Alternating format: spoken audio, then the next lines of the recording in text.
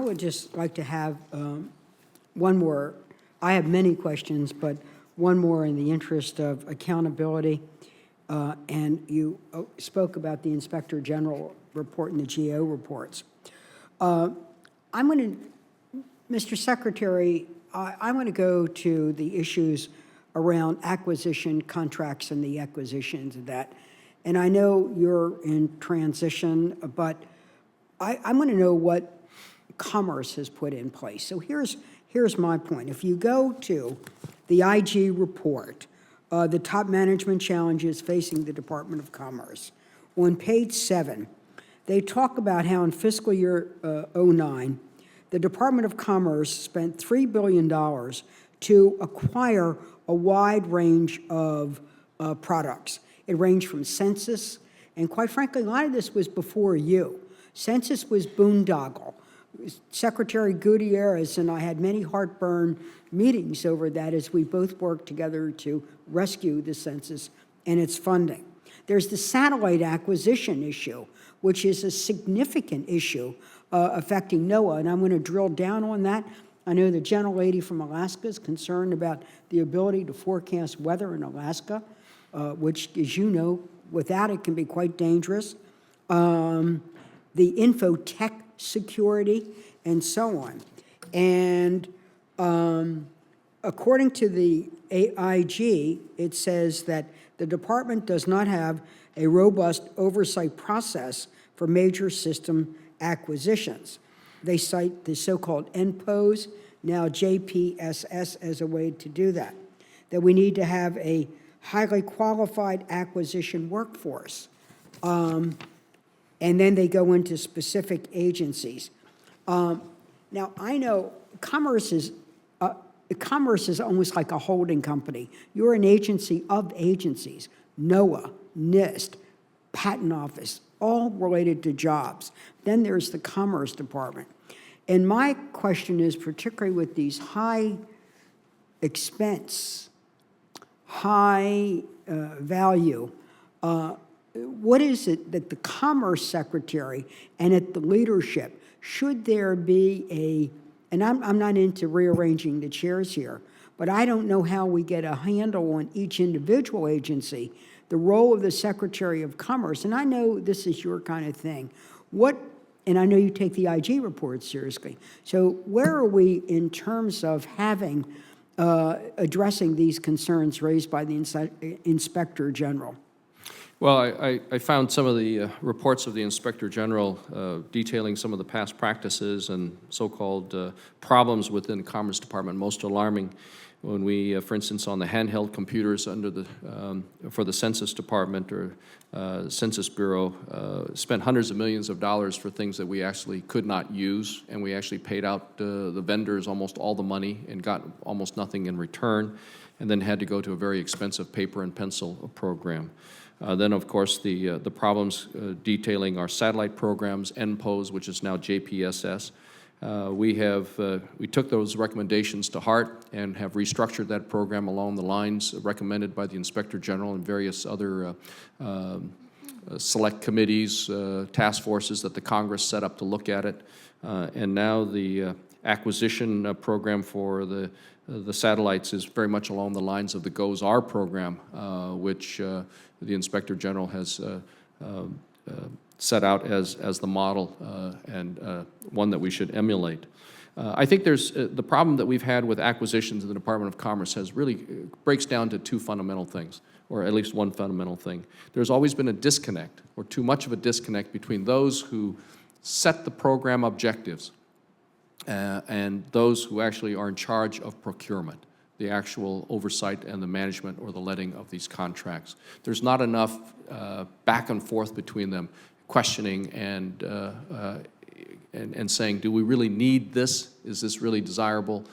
Can you really achieve your program objectives by using things off the shelf instead of customizing things? So where are we? So we have, in fact, hired consultants, and we have embarked on a massive overhaul of our complete acquisition programs, and that's why we're already seeing that we'll be able to make a lot of these savings assumed in the budget from the transformation of our acquisition program, in which many things will now be brought in-house or centralized, in which the program managers will have much more interaction and ownership with the procurement officers and vice versa.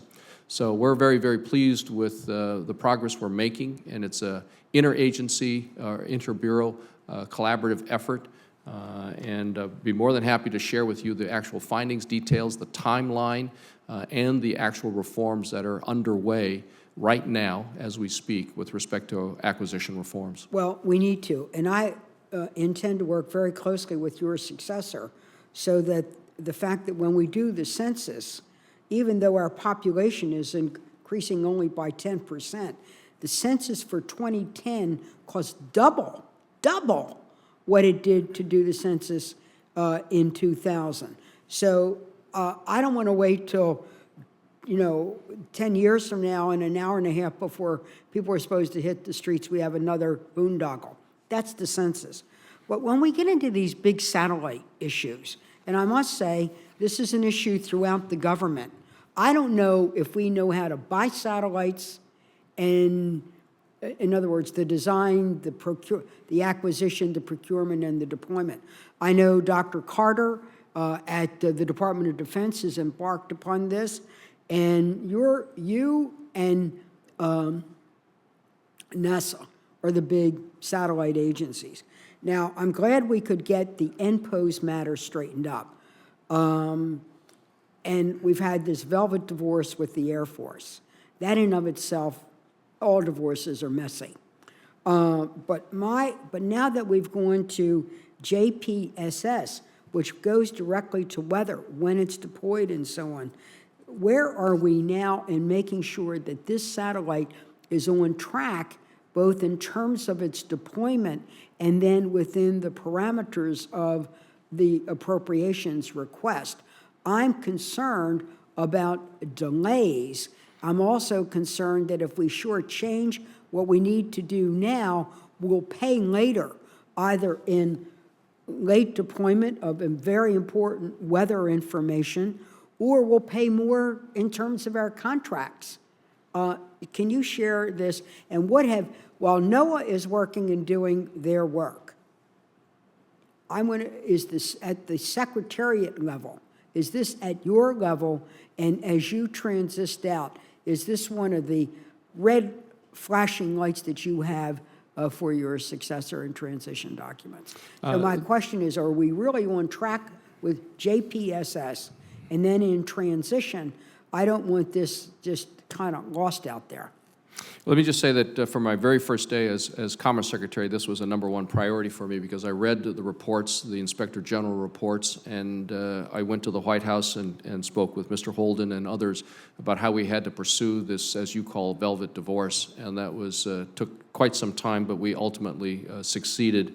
We now have, I think, in place a very good system by which we're working with NASA, in which we are, of course, the primary customer. They're helping us execute, but we're helping set the framework and overseeing this project because it is ultimately affecting us and our ability to deliver weather information to the American people, but also to all the businesses that depend on weather, whether it's shippers, whether it's farmers, and public safety officials who are charged with ensuring the safety of their communities in times of earthquakes, hurricanes, hurricanes and storms.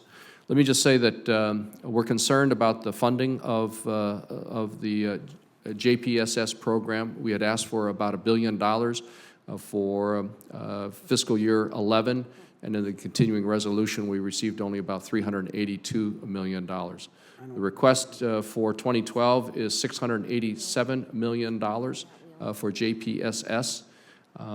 We have to have this money. Otherwise, we're going to have to look at other ways of receiving that information, whether it's possibly contracting out with other governments around the world to get that information. We're already behind schedule, years and years and years behind schedule with respect to these satellites.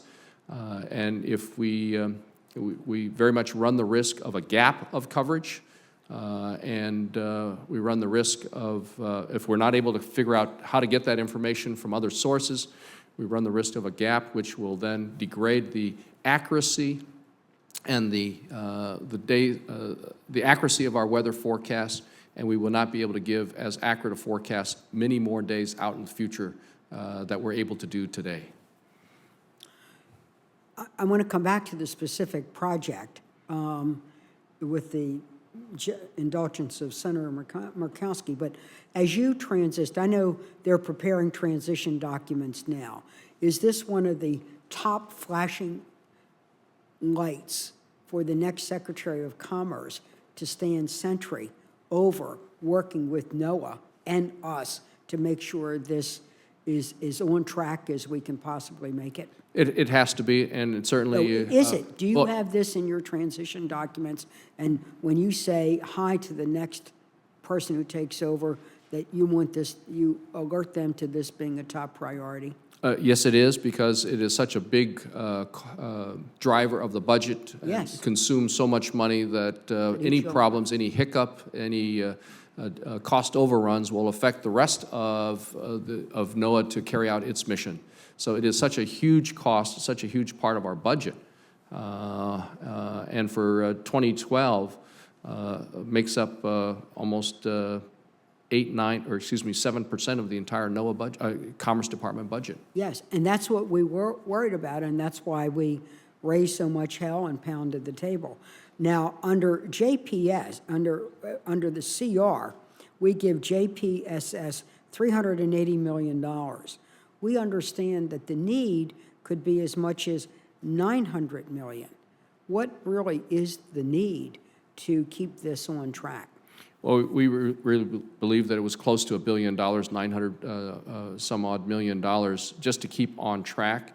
We're going to have to, now that we know what the dollar amount is, we're going to have to really go back and see what we can do, what we're able to do with the contractor to see how we can continue to do some work on it at that level.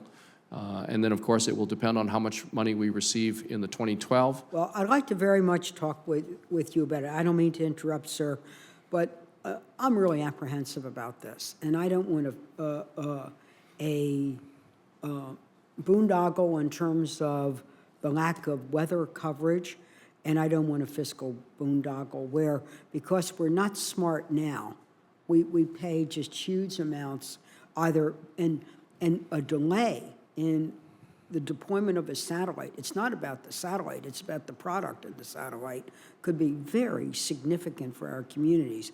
And then also, so what we want, that given the CR, and now that you know the number, for there to be this scrub or meet up or whatever with the contractor, but then what is it that we really need to do in 2012 to make sure that we keep this on track as much as we can and follow through? I really want to follow through on this. And it goes to the delay in weather. You know, I'm really proud of NOAA. I mean, we have our fishing problems. I mean, wherever there is NOAA and fish, there's controversy. But it's like, again, I don't mean to be dismissive when I said the zoning commission, but there's a tension between, and the gentlelady from Alaska knows it over her great Pacific Northwest fisheries. I've got my crabs and my oysters and all the stuff we do. When NOAA says no, like to rockfish, there's grouchiness and economic hardship. But my point is that while we look at fish and we can take that up, NOAA and what NOAA has done on weather, both in our own country and the alerts it does around the world and the training around the world, particularly of small Pacific islands and so on, I think it's phenomenal. It is truly, truly phenomenal, and we're proud of them. And as we conclude this hearing, I really want to express to both you and through you, during this time of virile tension around shutdowns, how much we value the people who work at the Department of Commerce, not only here in Washington, but all over. I'm really proud of them. Many are headquartered in Maryland. When we look at even NIST, which we didn't even have a chance to talk about today, there are 3 Nobel Prize winners who work at NIST.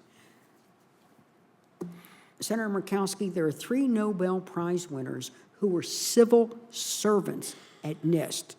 One at NIST headquarters, Dr. Phillips, and 2 at NIST Colorado.